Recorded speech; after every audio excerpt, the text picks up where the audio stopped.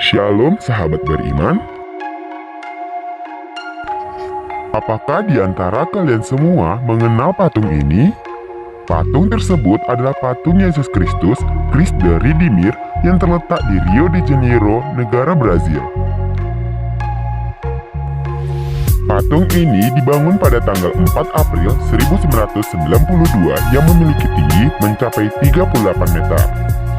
Patung Yesus Kristus tersebut berada di ketinggian 710 meter di Gunung Crocovado di Taman Nasional Hutan Tijuca. Christ the Redeemer artinya Yesus Sang Penebus yang digambarkan dalam patung bahwa Yesus mengampuni dosa umat manusia yang memberkati semua orang, terutama bagi orang di perkotaan di Rio de Janeiro, dan menjadi simbol kebanggaan kota tersebut.